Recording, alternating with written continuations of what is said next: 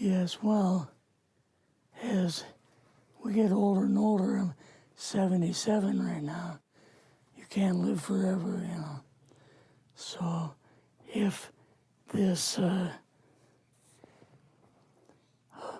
procedure I'm going to have to clean the blood doesn't work, then I've got probably a few more months to make it before my kidneys shut down, you know.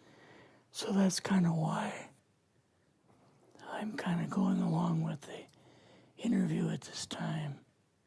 You're seeing that what you went through is just too important for people not to know about. Yeah. Yeah. Can you just, can we start at the beginning with your military career and just walk through what exactly your experiences were? Was drafted into the military and got into the U.S. Army. After that, I was sent to the Signal Training Center in eastern United States. What year would this be? 58. I went through the signal training course. And at that time, I went through the radio teletype course and also the cryptography course, crypto. They had 5 instructors that were getting out of military service. So they pulled the top 5 students, and I was 3rd in the class. So I got pulled as an instructor. Now, were you at this time also working yet for CIA? No. Not yet? No. After one day, my boss came to me, and he said, how would you like to, make some extra money? And I said, oh, money is good. So he's explained to me that he could put it through, would have to get a top secret White House Q clearance for the job, And I thought, boy, must be a pretty exclusive thing, And I said, well, what is this? And he said that I'm director for the CIA for Eastern United States, And I said, oh, I didn't know that. And he said, you weren't supposed to. After about 6 weeks, my security clearance came through, and I got my CIA card. It was an ID card, like a credit card, where I could just go up to the door and slice it, walk right in. And my name at that time, I used a artificial name too. Never used my real name. I started working with him on the project he was on, and that was Project Blue Book, which was kind of partially a fraud. You're saying some of the Blue Book cases were Yes. were completely fictitious? Yes. But the cases that we got came from, I think it was Fort Belvoir, Maryland. Fort Belvoir? Yeah. And it didn't come from the Pentagon, or it didn't come from CIA headquarters. But we would get reports about a certain sighting that they had in Mexico or Italy or something like that. And then we had people that would follow through on it, that would go out and interview the people to see if they were nutcases or if it was real, So they'd be going overseas frequently? Yeah, I wasn't, but I always stayed statewide. But the people we had working with us from the CIA would do that. We would get like a new report probably a couple times a week. I was coming into the Army fresh off the farm, so I really didn't have much knowledge of anything, but my boss filled me in on Project Blue Book and what they had found so far. as far as Greys and aliens and the Roswell incident. How did you feel when this first got dumped on you? When you first learned about this? I was just kind of overwhelmed with all of this, you know. And I said to him, I don't know if I'm going to be able to be a judge of this type of thing. What's real, what's not, when I don't have much knowledge of it, you know. So... What did he say? He said, well, we have to build the information as we go, and you'll see how this thing is working out. And then the other thing is, of course, you really weren't able to tell family or close friends, obviously. No, I couldn't tell anybody. In fact, I had to take a vow that I wouldn't tell anybody. A lot of it for 40 years, and more of it for 50 years, which is up in 2010.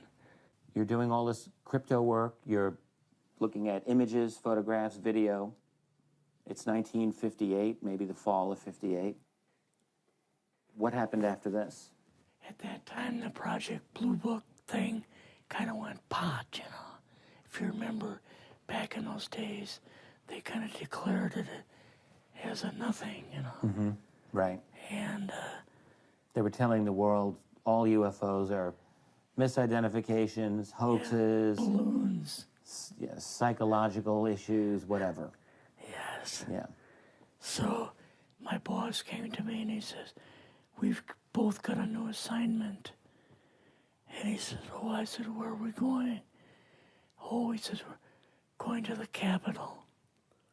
We're going to be part of the Eisenhower push. He's trying to find out something about all about these aliens that MJ-12 was supposed to find out, but never sent back reports to him. The MJ-12, the UFO control group, were they calling it MJ-12 at that time? Yes. They called us in, went into the Oval Office, and President Eisenhower was there and Nixon, and they said, we called the people in from MJ-12 from Area 51 and S4, but they told us that the government had no jurisdiction over what they were doing. So being a general, past general, you didn't tell them to go to hell without any real good reason, you know. Mm-hmm. So he said, I want you and your boss to fly out there. I want you to give them a personal message. And he says, I want you to tell them, whoever is in charge, tell them that to get in, they have this week, coming week, to get into Washington and to report to me. And if they don't, I'm going to get the First Army from Colorado, and we're going to go over, we're going to take the base over. I don't care what kind of classified material you got. We're going to rip this thing apart. Eisenhower was going to invade Area 51. Yeah, with the First Army. So you go out with your superior. Yes. You fly out. You land. What happens? Can you describe this whole process, what you saw? They took us the 13 or 15 miles south to S4 and like different garage door openings. Okay. And in these garage door openings, they had like different saucer crafts. The very first one had the Roswell craft in. It was kind of crashed up, but apparently every alien that was in it died except for a couple. So you see the Roswell craft, and what are some of the others that you see? Well, the Roswell craft was really strange because it looked like real heavy aluminum foil. We could rock next to it, and you could rock it. The whole thing probably weighed 150, 300 pounds. Could they tell what the source of power was of this craft? Yeah, it was like a reverse gravitational thing of some kind. In fact, one later on, I got the mathematical code for reversing gravity in a 3x5 card.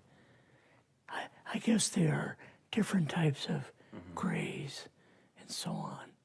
How did you see that evidence? Well, at the later on at S4, we viewed the autopsy film, and then the colonel said, "What we've got in here is we're interviewing a gray alien." All right, right there. How did you feel at that moment? Well, I thought, boy, we had no idea we were going to see the real thing. All we saw was film. You had to have a little bit of heart racing at that Yes. moment. My boss was able to go in and had like a partial interview with him. So what did this gray alien look like? Could you describe him a little bit? This one looked a little bit oriental. So I'm just wondering if it looked almost human, what about this didn't look human? No, it didn't look human as far as the skin tone and basically the shape of it and the size. How was its head size compared with a normal human, for example? Brain was kind of a little bit bigger. And some of the nose was very, very small. And the ears were just like holes. Mouth was very small. Now, why were they bringing you out here at all, anyway, to see an alien? What was the point? To go back and tell the president they actually had one. So he did not know at this point No, if there was an alien at S4. no. What did you do then at Area? Were you done, or did you have other things to do with Yeah, S4? so basically we were kind of done, went back to Area 51. They took us into the main building, and there we saw a U-2, which of course we didn't know existed. And a model of the SR-71. Yeah, the Blackbird. So, but like I mentioned earlier, it was not a model of the current Blackbird, It's an earlier version. but an early version. Did you go directly to Washington after this? Yes. Or did you go somewhere else? How did they get, did you fly regular airline or? We flew back to the commuter plane back to the air base, and then took President Eisenhower's Lockheed Electra back to Washington. You and your supervisor, Yeah. superior officer, and now you're meeting with the president? Yes. Can you describe this? Well, we met with him in, the second story of the old OSS warehouse building. And Eisenhower and Nixon were there, and also Hoover was there. So he asked us what was going on, and we told him about the alien, the whole situation, and the black projects and so on. And he was just totally shocked. He appeared for the first time to be worried. You know, like he was worried. I would think that Eisenhower would, I mean, he certainly knew that flying saucers were real. Yes. He knew that there were aliens. So I guess I'm just wondering, what would he have been, really surprised about? Surprised about the black programs. Eisenhower said, got to keep this thing completely secret. You know, can't talk about this. Your actual name is, I mean, the name you grew up with, that was a different name than what you Yes. had in this. I never used it in the CIA at all. Now, what about today? You're going on the public record, and this is still sensitive information, even though earlier you talked about, you know, security oaths that maybe expire after a certain period of 50 time, years. but you're still concerned. Linda Moldenhauer's phone call, her phone was tapped, and they got my phone number, and through the telephone company, they're able to find me, and so on. When they found you, what happened? I was going to a grocery store. Two guys in a black suits come out of a black Lincoln town car and came over to see me. And they told me that I better not publish anything or talk to Linda about any more things. So at that time, I did, you know, I stopped. That was enough to intimidate you. Yes. Rather remain anonymous. Never show my face on anything. Really, thank you for doing this.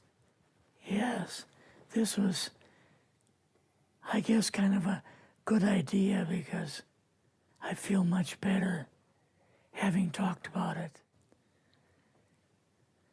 I kind of feel like there's a load off my shoulders. Really? Because I had an awful lot of secrets that I had kept over the years.